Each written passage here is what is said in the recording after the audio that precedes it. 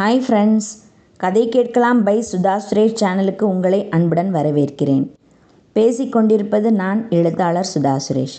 இன்றைக்கி நம்ம சேனலில் நாம் பார்க்க போகிறது இவனும் ராமனே கதையின் அடுத்த 2 அத்தியாயங்கள்.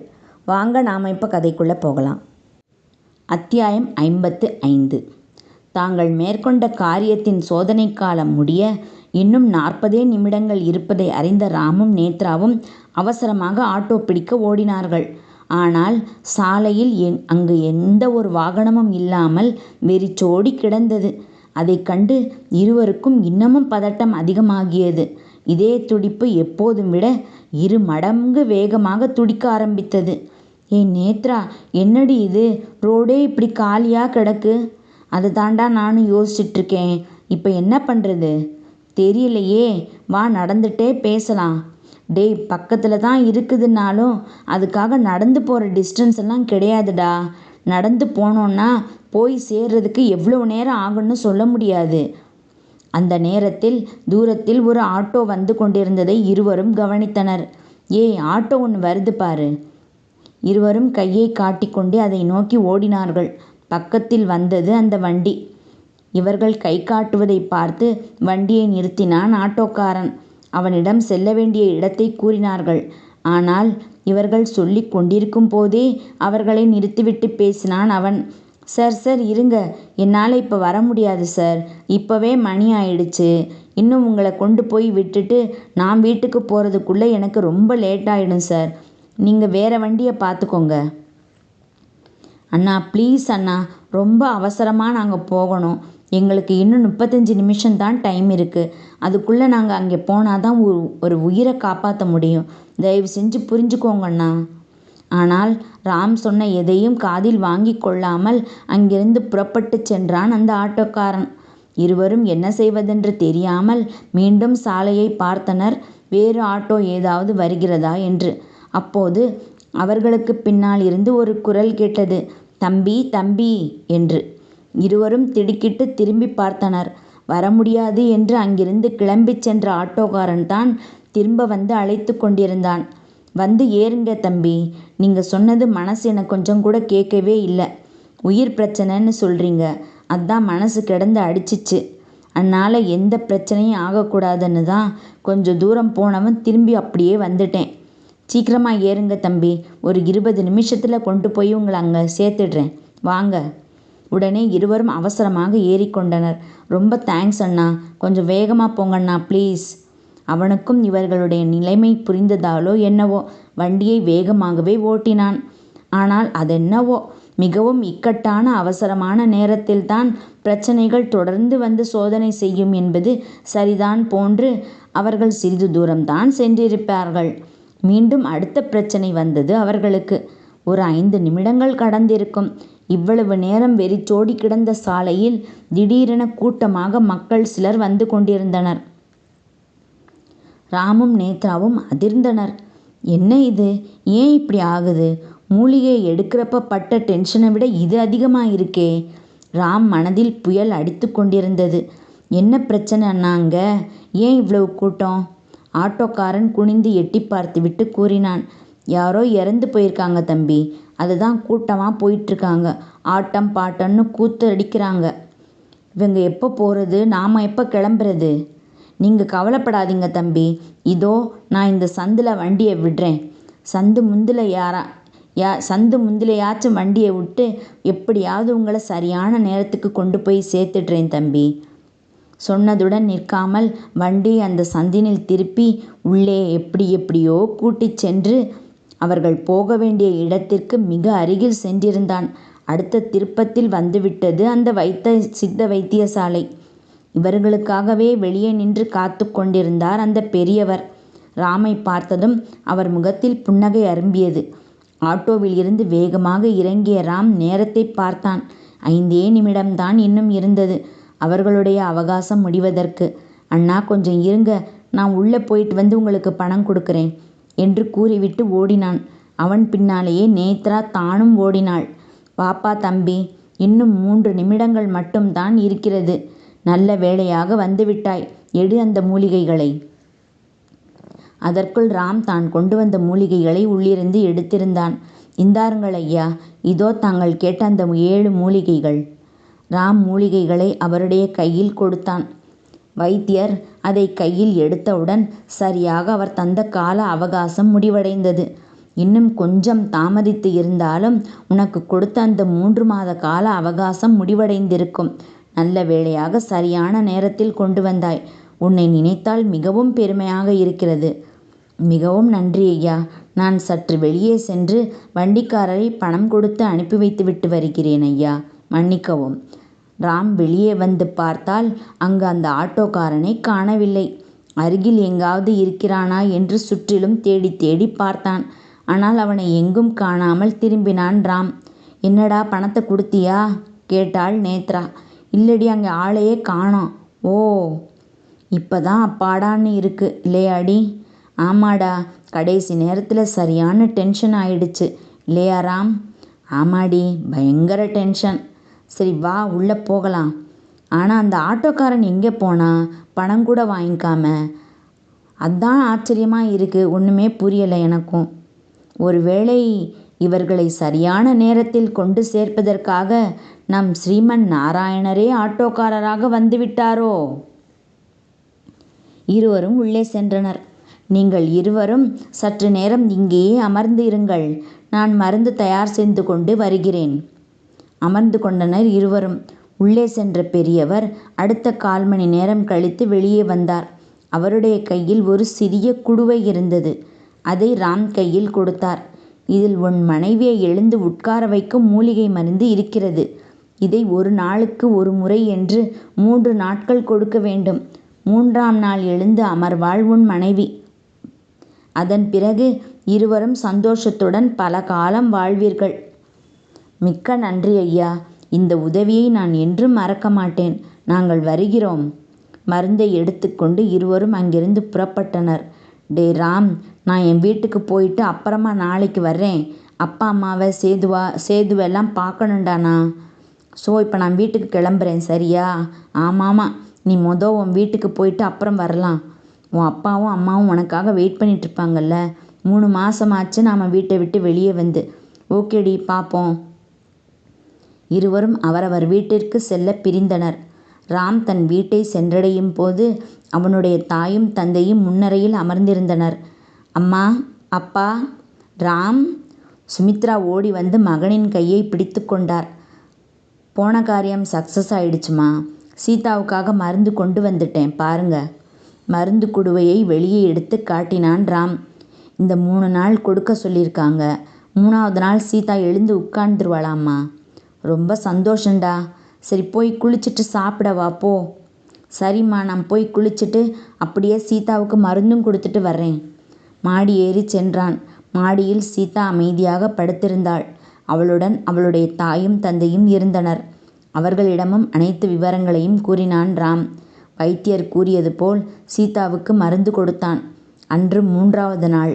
சீதாவின் அருகில் அமர்ந்து மருந்தை மெதுவாக அவளுடைய வாயில் புகட்டினான். பிறகு அவளையே பார்த்து கொண்டு அங்கேயே அமர்ந்தான். 10 நிமிடங்கள் ஓடிய பிறகு சீதாவிடம் மெல்ல அசைவு தெரிந்தது. உடனே ஆர்வமாக அவள் பக்கத்தில் சென்றான். சீதா, சீதா, எழுந்திரு சீதா என்று அவளை எழுப்பினான். அவனுடைய கண்களில் இருந்து கண்ணீர் வழிந்த வண்ணம் இருந்தது. முதலில் சீதாவின் கை அசைந்தது. பிறகு காலில் அசைவு தெரிந்தது. பிறகுதான் மெல்ல மெல்ல கண்களை திறந்தாள் சீதா. முதலில் எதிரே அமர்ந்திருந்த தன் கணவன் ராம்தான் அவள் கண்களுக்கு தெரிந்தான். கண்களில் கண்ணீர் வழிய தன்னையே பார்த்தபடி தன் மீது உயிரையே வைத்திருக்கும் கணவனை கண்டாள் சீதா. அவளுடைய கண்களில் இருந்தும் கண்ணீர் கொட்ட ஆரம்பித்தது. ராம் தன் மனைவியின் குரலை இத்தனை நாட்கள் கழித்து கேட்டதும் உடைந்து போய்விட்டான் ராம். சீதா படுக்கையில் இருந்து எழுந்தாள். தன் கணவனின் மார்பில் தஞ்சம் புகுந்து கொண்டாள். வாரி அணைத்து கொண்டான் அன்பே உருவான ராம். அத்தியாயம் 56. இறுதி அத்தியாயம். இடம் பார்க்கடல். நாராயணர் ஆதிசேஷன் படுக்கையில் தன் இடது கையை தலைக்கு முட்டு கொடுத்தபடி சொகுசான சயனத்தில் இருக்க, லக்ஷ்மி தேவி அவருடைய காலடியில் அமர்ந்து கொண்டு காலை மெதுவாக பிடித்து விட்டபடி இருந்தார். இருவர் முகத்திலும் புன்சிரிப்பு தவழ்ந்து கொண்டிருந்தது. தேவி, சுவாமி, உனக்கு இப்போது சந்தோஷமா? உன் மனம் இப்போது திருப்தி அடைந்ததா? நம் பக்தன், அதுதான் உன் மகன் ராம், நினைத்ததை சாதித்து விட்டான். நான் வைத்த பரீட்சையில் வெற்றி பெற்றுவிட்டான். சோதனைகள் பல தாண்டி அந்த 7 மூலிகைகளையும் எடுத்து வந்து விட்டான். கடல், மலை, பாலைவனம், திடீர் சொர்க்கம் மற்றும் நீர், நெருப்பு, ஆகாயம் என்று அனைத்தையும் கடந்து அந்த சித்த வைத்தியரிடம் இருந்து மருந்தையும் எடுத்துக்கொண்டு அதை அவன் மனைவி சீதாவுக்கு கொடுத்து அவளை காப்பாற்றியும் விட்டான். இன்று அவள் எழுந்து அமர்ந்து, இதோ இருவரும் தம்பதிகளாக நம் சன்னதிக்கு வந்து நம்மை தான் வழிபட்டு கொண்டிருக்கின்றனர். உன் மனம் இப்போது சந்தோஷத்தில் குதிக்கிறதா தேவி? ஆம் சுவாமி, இப்போதுதான் என் மனம் மிகவும் நிறைவாக உள்ளது. இந்த 3 மாத காலம் உண்மையிலேயே நான் மனதளவில் மிகவும் கஷ்டப்பட்டு விட்டேன் பிரபோ. அது மட்டுமல்லாமல் தங்களையும் மனம் புண்படும்படி நிறைய பேசிவிட்டேன். என்னை மன்னியுங்கள் சுவாமி. அதை விடு தேவி, எனக்கு உன்னை பற்றி தெரியாதா என்ன? உன் அன்பு படுத்துப்பாடுதான் இதையெல்லாம். அதனால் ஒரு பிரச்சனையும் இல்லை தேவி, அதை மறந்துவிடலாம் நாம். நீ எப்போதும் சந்தோஷமாக இருக்க வேண்டும், அதுதான் எனக்கு முக்கியம். புரிந்ததா? அது சரி சுவாமி, தங்களிடம் ஒன்று கேட்க வேண்டும், கேட்கட்டுமா? என்னிடம் கேட்பதற்கு உனக்கென்ன தயக்கம்? தாராளமாக கேள் தேவி. தாங்கள் நடத்திய இந்த நாடகத்தில் இருந்து மக்களுக்கு தாங்கள் என்ன சொல்ல விரும்புகிறீர்கள் சுவாமி? மிக சிறந்த ஒரு கேள்வியை கேட்டுள்ளாய் தேவி. இதை கேட்கவா தயக்கம் கொண்டாய்? ஆகட்டும் தேவி, சொல்கிறேன் கேள். மக்களுக்கு நான் கூற விரும்புவது என்னவென்றால், முதலில் மனிதன் என்பவன் தனக்கு மேல் இருக்கும் இறைவனை தினசரி வழிபட வேண்டும். அதற்காக தினமும் சிறிது நேரமாவது ஒதுக்க வேண்டும். அவன் எனக்காக நேரத்தை ஒதுக்கினால் நான் அவனுக்காக நேரத்தை ஒதுக்குவேன். அதற்காக இறைவனை வழிபடுகிறேன் என்கிற பெயரில் மனமெல்லாம் வேறு எங்கோ வைத்துக்கொண்டு வழிபட்டால் அதனால் ஒரு பலனும் இல்லை. அவன் இறைவனை வழிபடும் நேரம் சிறிதாயினும் அந்த நேரத்தில் அவன் மனதில் இறைவனை தவிர வேறு எந்த சிந்தனையும் இல்லாதிருக்க வேண்டும். பிறகு முக்கியமானது என்னவென்றால், இறைவனை அவன் முழுமனதாக நம்ப வேண்டும். அப்படியிருந்தால் கண்டிப்பாக நான் அவனை காப்பது நிச்சயம். பிறகு குடும்பத்தில் கணவனும் மனைவியும் ஒருவருக்கொருவர் அன்புடன் விட்டு கொடுத்து வாழ வேண்டும். ஒருவனுக்கு ஒருத்தி என்கிற கூற்றுப்படி வாழ வேண்டும். அதை கண்டிப்பாக ஒவ்வொருவரும் பின்பற்ற வேண்டியது அவசியம். ஒவ்வொரு கணவனும் ஏகபத்தினி விரதனாக இருந்துவிட்டால் நாட்டில் பெண்களுக்கு எதிரான பாலியல் குற்றங்கள், வன்முறைகள் எல்லாமே தடுக்கப்படும். பெண்களும் நிம்மதியாக நம் நாட்டில் நடமாடலாம். அதே நேரத்தில் பெண்களும் தங்கள் கணவர்களை அன்பால் கட்டி போட வேண்டுமே தவிர அதிகாரத்தால் அல்ல.